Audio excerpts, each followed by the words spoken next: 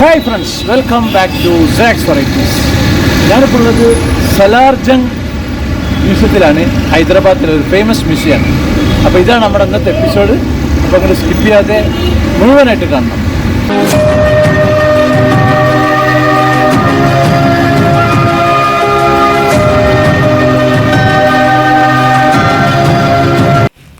ഞാനിപ്പോൾ ഉള്ളത് സെക്കന്ദരാബാദ് റെയിൽവേ സ്റ്റേഷൻ്റെ അടുത്തുള്ള പ്രൈവറ്റ് ബസ് സ്റ്റാൻഡിലാണ്.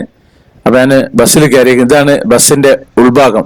ഇവിടെ ബസ്സിൽ ചില ഡിസ്കൗണ്ട് ഒക്കെ ഉണ്ട്, ചില സമയത്ത് ഇവർ ഇടാറുണ്ട്. അതെന്താ വെച്ച് കഴിഞ്ഞാൽ ഒരു മാസം ഫുള്ള് ഹൈദരാബാദ്, ഒരു മാസം ഒരു ദിവസം ഫുള്ള് ഹൈദരാബാദ് കറങ്ങാൻ 130, 110, 90 ഇങ്ങനെ പ്രൈസ് ഉണ്ട് പുരുഷന്മാർക്ക് കുട്ടികൾക്കൊക്കെ ഉള്ള. ഞാനിന്ന് കാണാൻ പോകുന്നത് ഇവിടുത്തെ സലാർജംഗ് മ്യൂസിയം ഉണ്ട് ഹൈദരാബാദിലെ. ഇപ്പൊ സമയം 8:30 മണിയാണ്. 10 മണിക്കുള്ളും തുറക്കും. ഞാൻ കുറച്ച് നേരത്തെ എത്തിയതാണ്. ഇത് ദാറുൽ ഷിഫ എന്ന് പറഞ്ഞ സ്ഥലം ഹൈദരാബാദിലെ, അവിടെയാണ് ഇത് നിൽക്കുന്നത്. സലാർജംഗ് മ്യൂസിയം ഇതിന് പറയാം. ഇതില് ഒരുപാട് സംഭവങ്ങളുണ്ട്. ഇത് ഞാൻ മുമ്പ് ഇവിടെ വന്നിരുന്നു. ഇപ്പൊ നല്ല പെയിന്റൊക്കെ അടിച്ച് നല്ല ഉഷാറാക്കിയിരിക്കുന്നത്. ഇതിന്റെ അകത്തെ ഭാഗം ഒരുപാട് വിദേശികളൊക്കെ കാണുന്നുണ്ട് ഇവിടെ.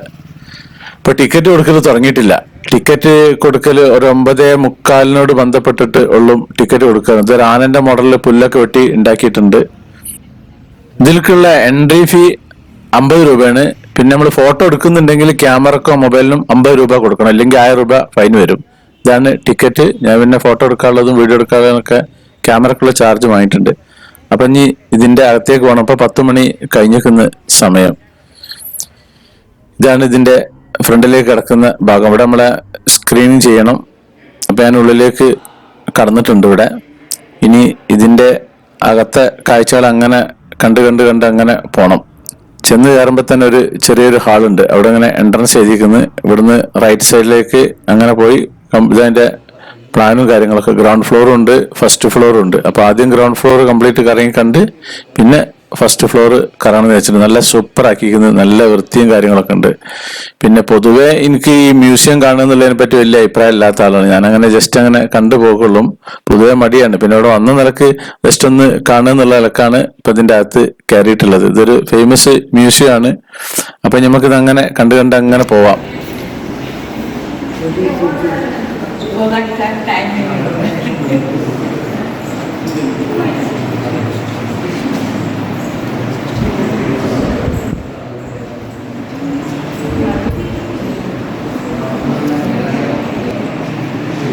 നിങ്ങളങ്ങനെ കണ്ടോളൂ. അപ്പൊ ഞാനിതിന്റെ ചെറിയ ചരിത്രങ്ങളൊക്കെ അങ്ങനെ പറഞ്ഞുതരാം. ഇത് നമ്മുടെ ഇന്ത്യയിലെ തെലങ്കാനയിലെ ഹൈദരാബാദ് നഗരത്തിലെ ഇവിടെ ഒരു മൂസി നദിയുടെ തെക്കേ കരയിലുള്ള ഞാൻ നേരത്തെ പറഞ്ഞ ദാറുൽ ഷിഫയിൽ സ്ഥിതി ചെയ്യുന്ന ഒരു ആർട്ട് മ്യൂസിയമാണ്. സലാർജംഗ് മ്യൂസിയം എന്നാണ് ഇതിന് പറയാ. ഇന്ത്യയിൽ തന്നെ ശ്രദ്ധേയമായ ഒരു ദേശീയ മ്യൂസിയങ്ങളിൽ ഒന്നാണിത്. യഥാർത്ഥത്തിൽ ഈ സലാർജംഗ് കുടുംബത്തിന്റെ ഒരു സ്വകാര്യ കലാശേഖരായിരുന്നു ഇത്. സലാർജംഗ് മൂന്നാമന്റെ മരണശേഷം പിന്നെ ഇത് രാഷ്ട്രത്തിന് സമ്മാനിച്ച് അങ്ങനെ 1951 ഡിസംബർ 16 ഇത് ഉദ്ഘാടനം ചെയ്തത്.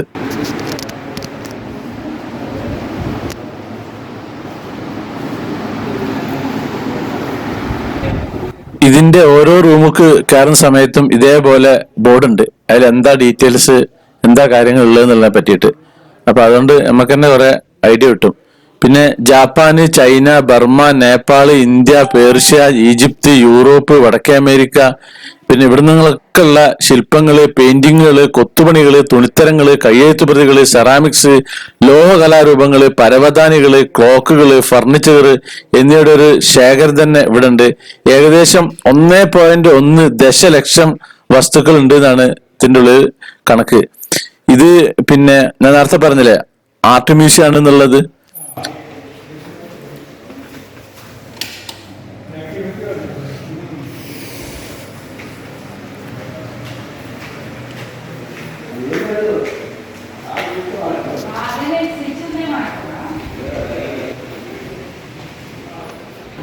ഈ ഹൈദരാബാദിലെ സലാർജംഗ് കുടുംബത്തിലെ ഞാൻ നേരത്തെ പറഞ്ഞ ആ ഒരു കുടുംബത്തിലെ ഒരു പ്രഭുവായ നവാബായിരുന്നു മിർ യൂസുഫ് അലി ഖാൻ. സലാർജംഗ് മൂന്നാമെന്ന് പറയപ്പെട്ടിരുന്നത്. അദ്ദേഹം 1889 മുതൽ 1949 വരെ അദ്ദേഹത്തിന്റെ കാലഘട്ടം ഹൈദരാബാദ് സംസ്ഥാനത്തിന്റെ നിസാമിന്റെ ഭരണകാലത്ത് ഹൈദരാബാദിന്റെ പ്രധാനമന്ത്രിയായിരുന്നു. 35 വർഷക്കാലം അദ്ദേഹം തന്റെ വരുമാനത്തിന്റെ ഗണ്യമായ ഒരു ഭാഗം ലോകമെമ്പാടുമുള്ള പുരാവസ്തുക്കൾ ശേഖരിക്കുന്നതിനായിട്ട് ചെലവാക്കിയിരുന്നു അദ്ദേഹം. ഇവിടെ ഒരു ചെറിയൊരു ഹാൾ ഉണ്ട്, ഉണ്ടല്ലേ പുറത്ത്. നിങ്ങൾക്ക് കോൺഫറൻസും കാര്യങ്ങളൊക്കെ കൂടാൻ വേണ്ടിയിട്ടുള്ള സംഭവമാണ്. ഇപ്പൊ പ്രോഗ്രാം ഒന്നും ആയിട്ടില്ല, ഇനി കുറച്ച് കഴിഞ്ഞാൽ ഉണ്ടാവുമായിരിക്കും. ഇവരെ പിന്നെ ഇതിന്റെ മീറ്റിങ്ങും കാര്യങ്ങളൊക്കെ കൂടാനുള്ള ഒരു സംഭവമാണ്. പിന്നെ ഇവിടെയുള്ള പ്രത്യേകത എന്താ വെച്ചാൽ ഓരോ റൂമിനും നമ്പർ ഉണ്ട്. ഇപ്പൊ നമ്പർ 6 പൈവറി റൂമാണിത്. 6 അടുത്ത 7 അടുത്ത 8. അപ്പൊ നമുക്ക് ഒരിക്കലും ഇത് മാറിപ്പോകില്ല, കൺഫ്യൂഷൻ ഉണ്ടാവില്ല. അപ്പൊ അങ്ങനെ നമുക്ക് അതും വെച്ച് കയറാം. പിന്നെ എന്താണ് ആ റൂമിന്റെ ആ ഒരു ഹാളിലുള്ളത് എന്നുള്ള ഡീറ്റെയിൽസ് ആ കയറുന്ന സമയത്ത് തന്നെ ആ വാതിലിന്റെ പുറത്ത് എഴുതി വെച്ചിട്ടുണ്ട്. ഇത് കുറെ പിന്നെ പ്രതിമകളും കാര്യങ്ങളൊക്കെ ഉള്ള ഒരു സംഭവമാണ്. അപ്പൊ ഹൈദരാബാദിൽ വന്നിട്ടുണ്ടെങ്കിൽ എന്തായാലും ഈ ഒരു മ്യൂസിയം കാണാൻ മറക്കരുത്.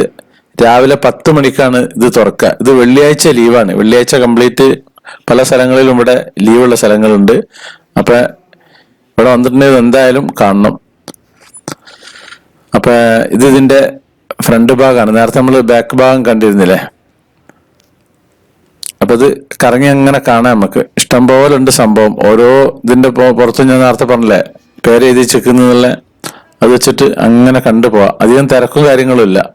രാവിലെ നേരത്തെ വന്നുകൊണ്ടാണ് ഈ ഒരു സംഭവം. ഏകദേശം ഒരു ഉച്ചയൊക്കെ ആകുമ്പോഴത്തേക്ക് അത്യാവശ്യം നല്ല തിരക്ക് കൂടും. ഞാൻ മുമ്പ് വന്നിരുന്ന സമയത്ത് വൈകുന്നേരത്തോട് ബന്ധപ്പെട്ട് വന്നിരുന്നു. അന്നൊക്കെ ഭയങ്കര തിരക്കായിരുന്നു. അന്നൊന്നും അധികം വീഡിയോ നിർത്തില്ല. ഏകദേശം ഒരു 5 കൊല്ലത്തിന് മുമ്പായിരുന്നു അത് വന്നിരുന്നത്.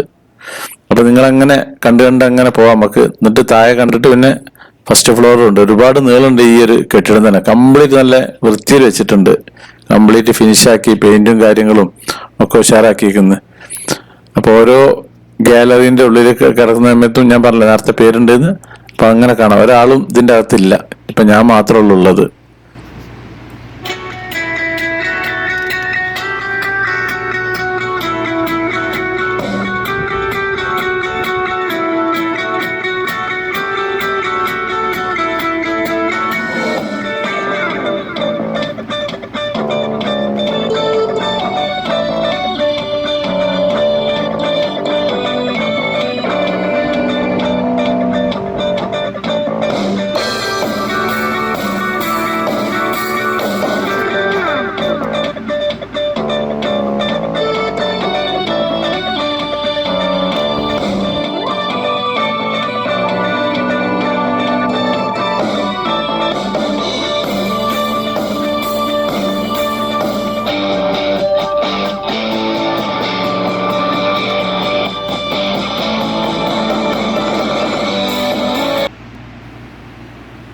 ഇത് പിന്നെ വാക്കിംഗ് സ്റ്റിക്ക് ഗാലറിയാണ്.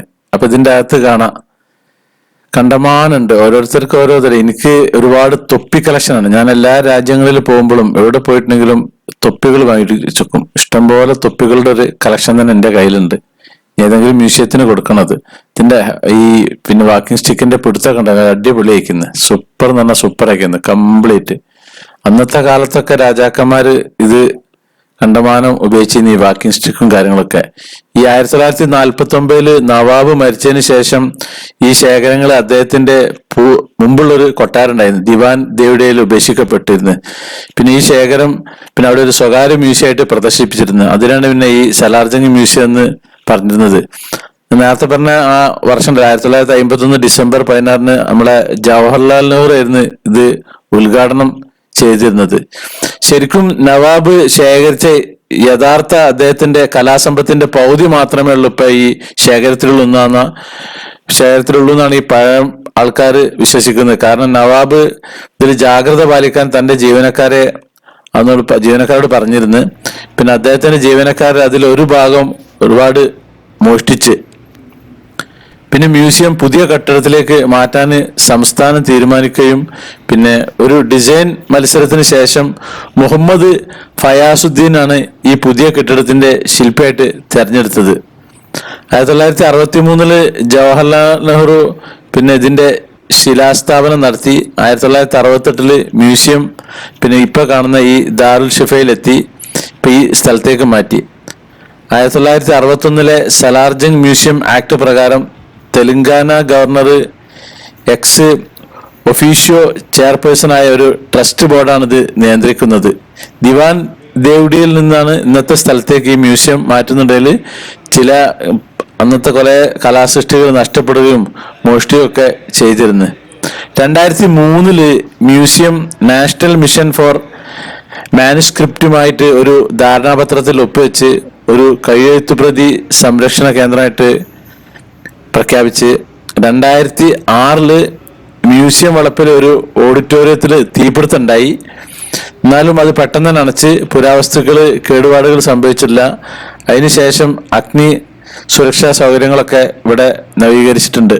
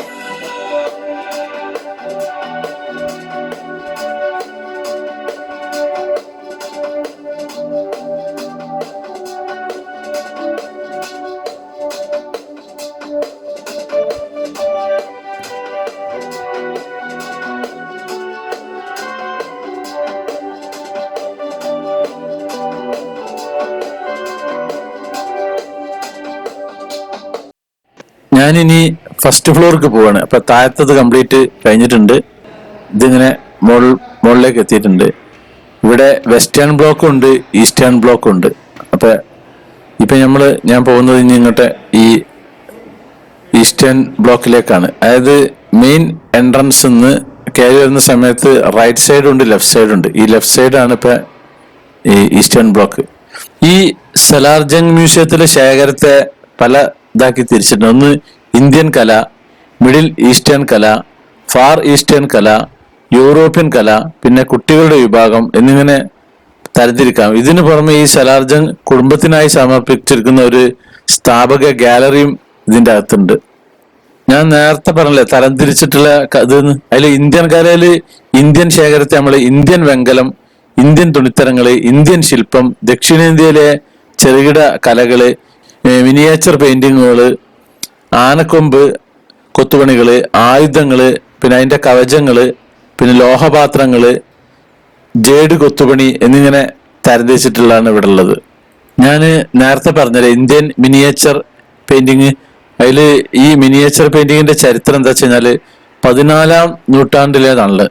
കടലാസ് കണ്ടുപിടിക്കുന്നതിന് മുമ്പ് തുണികളിലോ ചിലതരം ഇലകളിലോ ആണ് ഈ കല അഭ്യസിച്ചിരുന്നത്. 15-16 നൂറ്റാണ്ടുകളിൽ നമ്മുടെ ഗുജറാത്ത് കാലഘട്ടത്തിലെ ഇലകളിലെ കയ്യെഴുത്ത് പ്രതികൾ മ്യൂസിയത്തിൽ സൂക്ഷിച്ചിട്ടുണ്ട്. പിന്നെ മുഗള്, രാജസ്ഥാനി, തഞ്ചാവൂര്, മാൾവ, ഡെക്കാന് ഇവിടത്തേക്ക് സ്കൂളിൽ നിന്നുള്ള നിരവധി മിനിയേച്ചർ പെയിന്റിങ്ങുകളും ഇവിടെ സൂക്ഷിച്ചിട്ടുണ്ട്. ഈ മ്യൂസിയത്തിൽ ഖുർആൻ ശേഖരണങ്ങളുണ്ട്. ലോകമെമ്പാടുമുള്ള വ്യത്യസ്ത ഫോണ്ടുകളിലും ഡിസൈനുകളിലുമുള്ള പ്രശസ്തമായ ഒരു ഖുർആൻ ശേഖരം തന്നെ ഈ മ്യൂസിയത്തിലുണ്ട്. ഇതിനെ സ്വർണവും വെള്ളിയും കൊണ്ട് എഴുതിയ ഖുർആൻ എന്ന് വിളിക്കുന്നുണ്ട്. അറബി ഖുർആനൊപ്പം നിരവധി മതഗ്രന്ഥങ്ങളുടെ ശേഖരങ്ങളും ഇവിടെ ഉണ്ട്.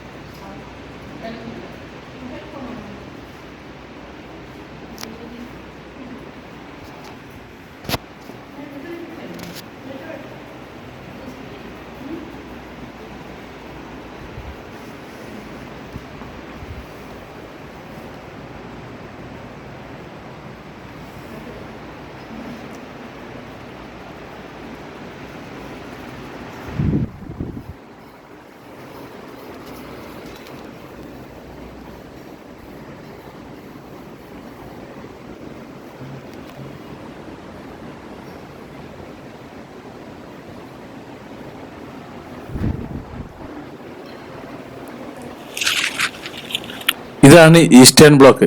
ഇതൊരു പാസേജ് ആണ്. അതായത് താഴെ നമ്മളെ എൻട്രൻസ് ഉണ്ടല്ലോ, ഗേറ്റ്, ആ ഗേറ്റിന്റെ അടിഭാഗത്ത് ഇങ്ങനെ മുകളിൽ ഇങ്ങനെ ഒരു പാസേജ് ഉണ്ട്. ആ ഒരു പാസേജ് കൂടി കടന്നിട്ട് ഈ ഒരു ഈസ്റ്റേൺ ബ്ലോക്കിലേക്ക് കിടക്കാം.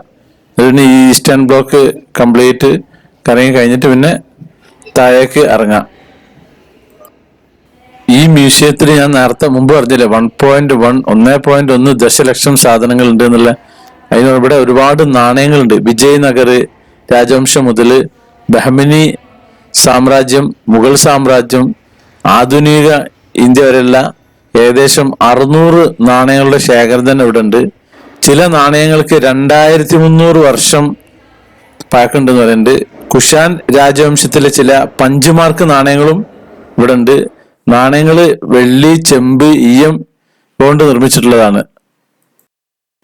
ഇവിടെ പിന്നെ ഒരുപാട് ഫർണിച്ചറ്, പായകള്, വിളക്കുകള്, നമ്മളെ കടാരകളുടെ പിടികള്, ചെസ് ചൗസറുകള് എന്നിങ്ങനെ വ്യത്യസ്ത രൂപത്തിലുള്ള ആനക്കൊമ്പ് കൊത്തുപണികളുടെ ഒരു ശേഖരതനുണ്ട്. പിന്നെ മ്യൂസിയത്തിൽ സൂക്ഷിച്ചിട്ടുണ്ട്. ചെസ്മാനും ചൗസറും രസകരമായ ഘടകങ്ങളാണ്. കാലാളുകളെ പട്ടാളക്കാരായി ചിത്രീകരിക്കുന്നത്. പിന്നെ രാജാവും രാജ്ഞിയും ആനപ്പുറത്ത് സവാരി ചെയ്യുന്ന മോഡലാണ്. ഈ പെയിന്റിങ് ചെയ്തൊക്കെ പിന്നെ ഉത്തരേന്ത്യക്കാരുടേതായിരുന്നു. പിന്നെ ഏറ്റവും ശ്രദ്ധേയമായ ഒരു സാധനം എന്താണെന്ന് വെച്ച് കഴിഞ്ഞാൽ ഇവിടെ ലൂയി 16 ടിപ്പു സുൽത്താന് സമ്മാനിച്ച ആനക്കൊമ്പ് കൊണ്ട് കൊത്തിയ കസേരയാണ്. ഈ കസേരയുടെ പിൻഭാഗം ലാറ്റിസ് പാറ്റേണിലാണ് നിർമ്മിച്ചിരിക്കുന്നത്. ആംബ്രസ് സിംഹത്തിന്റെ തലയുടെ ആകൃതിയിലാണ് കൊത്തിയെടുത്തിരിക്കുന്നത്. പിന്നെ ഭയങ്കര സങ്കീർണമായ കരകൗശല വൈദഗ്ധ്യം കൊണ്ട് ആനക്കൊമ്പ് വിളക്കുണ്ട് ഇവിടെ. മൈസൂരിൽ നിന്നുള്ള ഒരേ ഒരു ആനക്കൊമ്പ് കൊത്തുപണി ഇതൊക്കെയാണുള്ളത് ഇവിടുന്ന്. ഞാൻ നേരത്തെ പറഞ്ഞല്ലേ ഒരുപാട് ബ്ലോക്ക് ഉണ്ട് ഇവിടെ. അതിൽ ഇന്ത്യൻ ബ്ലോക്കിൽ പിന്നെ ജഹാംഗീർ, നൂർജഹാന്, ഷാജഹാന്, പിന്നെ ഇവരുടെ ജോഡ് കൊണ്ട് നിർമ്മിച്ച കടാരകള്, പിന്നെ ഔറംഗസീബ്, ടിപ്പു സുൽത്താന്, മുഹമ്മദ് ഷാ, ബഹദൂർ ഷാ, അബ്ദുൽ ഹസൻ കുത്തുബ് ഷാ എന്നിവരുടെ ആയുധങ്ങളൊക്കെ ഇതിൻ്റെ അകത്തുണ്ട്. പിന്നെ ഗണ്ടാര, ചോള കാലഘട്ടങ്ങളിലെ ഇന്ത്യൻ ശില്പങ്ങളും ഇതിന്റെ അകത്തുണ്ട്.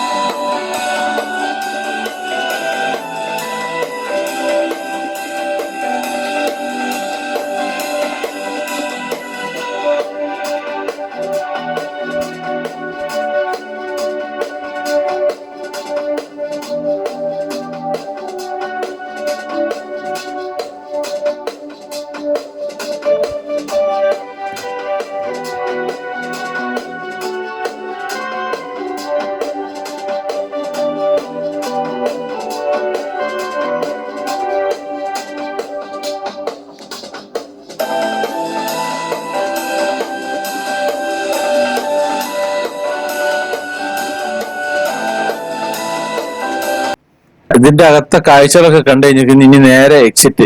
അപ്പൊ ഫസ്റ്റ് ഫ്ലോറിൽ നിന്ന് ഇനി നേരെ താഴേക്ക് ഇറങ്ങണം. ഇവിടെ മരങ്ങളൊക്കെ നടുക്ക് വെച്ച് പിടിപ്പിച്ചിട്ടുണ്ട്. അത് പിന്നെ എയർ സർക്കുലേഷൻ ഉള്ള ഭാഗമാണത്. അപ്പൊ ഇനി ഇതിലേ അങ്ങനെ പോയിട്ട് നേരെ താഴത്തേക്ക് ഇറങ്ങുക, എന്നിട്ട് പിന്നെ പുറത്തേക്ക് പോവുക. ഇതാണ് എക്സിറ്റ്. ഇവിടെ നമ്മുടെ കയറി വന്ന ഭാഗം. ഇപ്പൊ സ്കൂൾ കുട്ടികളൊക്കെ വന്നിട്ടുണ്ട് ഇവിടെ. കുറച്ച് പിന്നെ ഇന്ന് ശനിയാഴ്ച ആയതുകൊണ്ട് ഒരു ലീവാണ്. ഇദ്ദേഹം നമ്മുടെ മറ്റേ ഇതിന്റെ മെയിൻ ആള്, ആ പ്രതിമ വെച്ചില്ലേ. അപ്പൊ പുറത്തൊക്കെ നല്ല ഉഷാറാക്കി ഇതൊക്കെ പിടിപ്പിച്ചിട്ടുണ്ട്. അപ്പൊ ഇനി ഇവിടുന്ന് പുറത്തേക്ക് കടക്കാണ്. ഇപ്പൊ വേറൊക്കെ സ്കൂൾ ബസ്സുകളൊക്കെ വരുന്നുണ്ട്. ഇന്ന് ശനിയാഴ്ചയാണ്. ശനിയാഴ്ച ആയതുകൊണ്ട് സ്കൂളൊക്കെ ലീവ് ആയതുകൊണ്ട് കണ്ടമാനം ഇത് വരുന്നുണ്ട്. ഇപ്പൊ അത്യാവശ്യം തിരക്ക് പിടിക്കുന്നത്. അപ്പൊ എപ്പോഴും നേരത്തെ വരണം ഇവിടേക്ക് വരികയാണെങ്കിൽ ഈ സലാർജംഗ് മ്യൂസിയം കാണാൻ. ഓക്കെ, അപ്പോൾ നമ്മുടെ സാക്സ് വെറൈറ്റീസ് ചാനൽ നിങ്ങൾ ആദ്യമായിട്ട് കാണുന്നവരാണെങ്കിൽ അത് സബ്സ്ക്രൈബ് ചെയ്യാൻ മറക്കരുത്, ലൈക്ക് ചെയ്യാൻ മറക്കരുത്, കമന്റ് ചെയ്യാൻ മറക്കരുത്, ഷെയർ ചെയ്യാനും മറക്കരുത്. താങ്ക്